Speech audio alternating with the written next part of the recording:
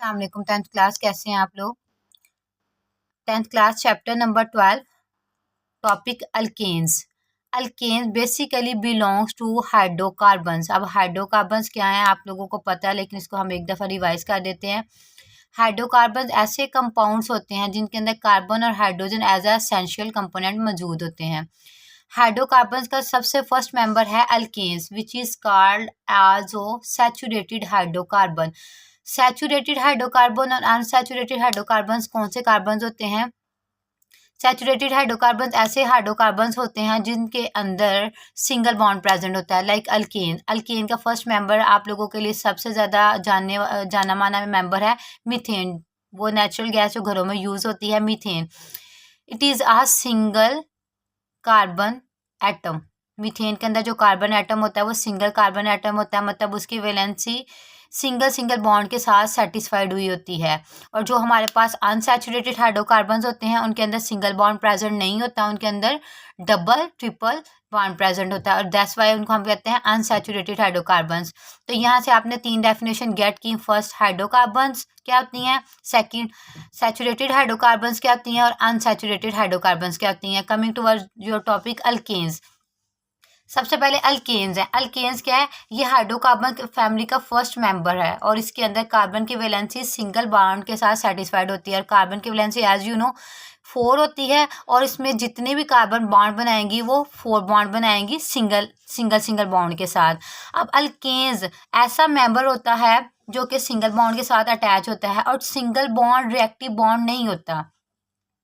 अगर हमारे पास डबल या ट्रिपल बॉन्ड हो तो वो रिएक्टिव बॉन्ड होता है, तो सिंगल बॉन्ड एक हमारे पास स्ट्रॉन्ग बॉन्ड होता है, वो रिएक्टिव नहीं होता। तो अल्केन्स को हम इसी वजह से कहते हैं पैराफिन्स। यहाँ पे बोर्ड में आप लोगों को क्वेश्चन आ सकता है शॉर्ट में, why alkanes are called paraffins. So इसका आंसर आप क्या लिखेंगे कि सिंगल बॉन्ड की वजह से, क्योंकि कार्बन के अंदर सिंगल बॉन्ड प्रेजेंट होता है और सिंगल बॉन्ड बनाने की वजह से वो एक स्ट्रॉन्ग बॉन्ड बनाती है। तो अल्केन्स लेस रिएक्टिव होती हैं, लीस्ट रिएक्टिव होती हैं, या लेस अफिनिटी रखती हैं towards a chemical reaction.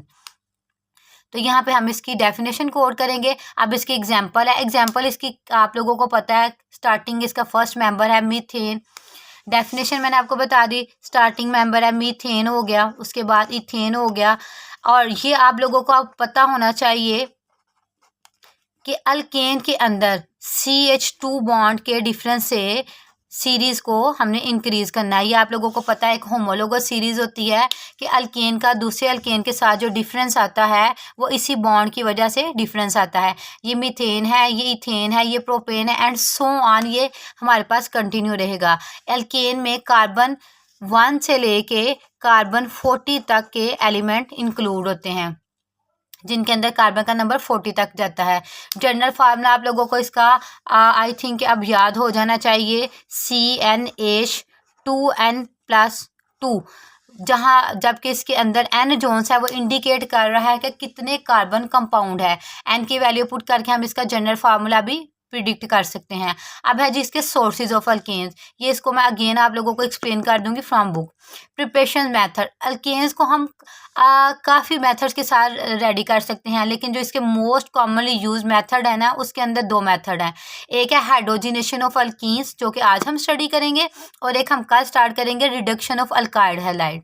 Hydrogenation of alkenes या अल्काइन्स, ये आप लोगों को मैं बार बार इसलिए ईन्स और अल्काइन्स बताती हूँ ताकि आप लोगों को इसका डिफरेंस याद रहे। ENES for double bond and YNES for triple bond. There is double bond here and there is triple bond here. Hydrogenation indicate addition of hydrogen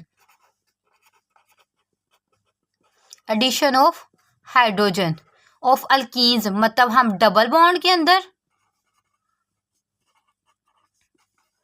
या ट्रिपल बॉन्ड के अंदर जब एडिशन करते हैं किसका, हाइड्रोजन का, तो हमारे पास क्या रिसीव होती हैं, अल्केन्स।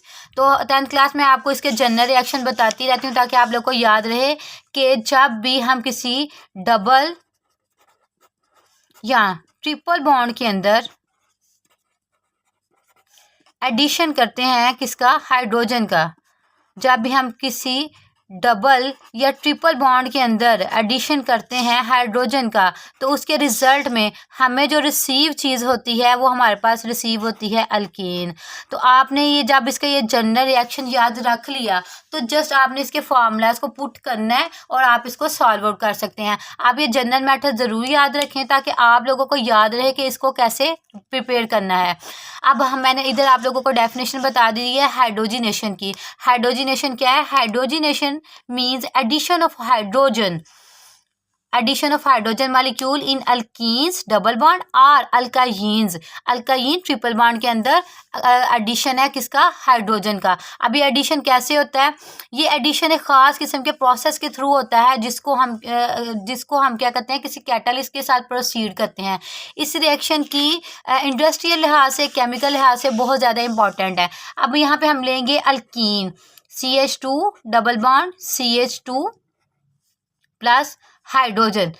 हाइड्रोजन हमारे पास होगी एक, ये एक रिवर्सिबल रिएक्शन होगा। इसके अंदर एक कैटलिस्ट यूज़ होगी जिसका नाम होगा निकल, और इस रिएक्शन के लिए एक स्पेसिफिक टेम्परेचर होगा जो कि हमारे पास होगा 250 से 300 डिग्री सेंटीग्रेड। इस टेम्परेचर और इस कैटलिस्ट के बगैर ये रिएक्शन प्रोसीड नहीं होगा, लिहाजा आप लोगों ने इसको ध्यान से लिखना है। CH3 double bond CH3।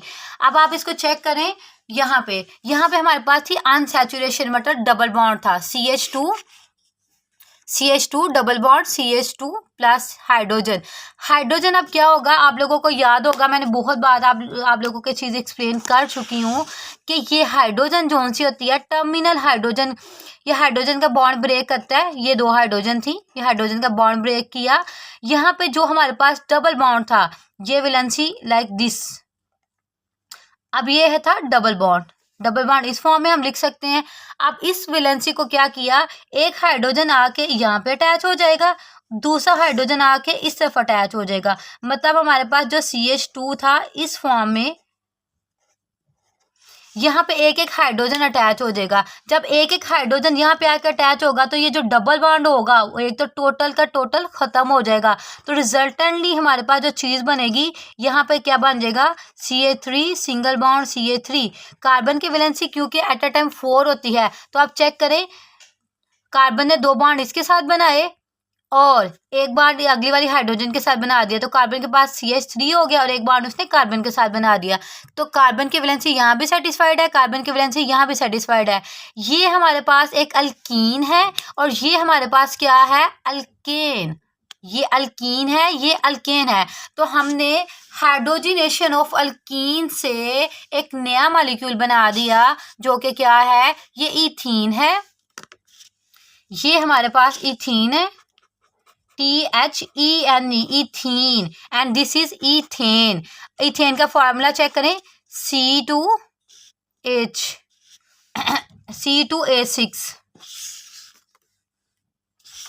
ठीक है जी, ये हमारे पास डिफरेंट मेंबर्स थे। यहाँ पे हम लिख देंगे C2H6।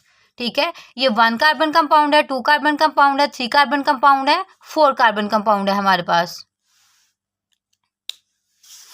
अच्छा जी, अब हम नेक्स्ट इसको स्टडी करते हैं।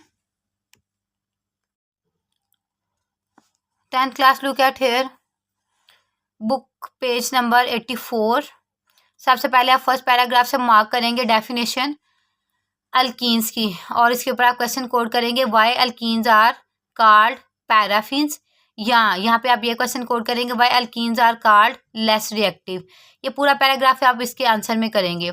उसके बाद आप लोग थर्ड लाइन से इसकी एग्जाम्पल करेंगे, methane, ethane, propane, 3 example. Just आप लोगों ने इनके नेम करने हैं।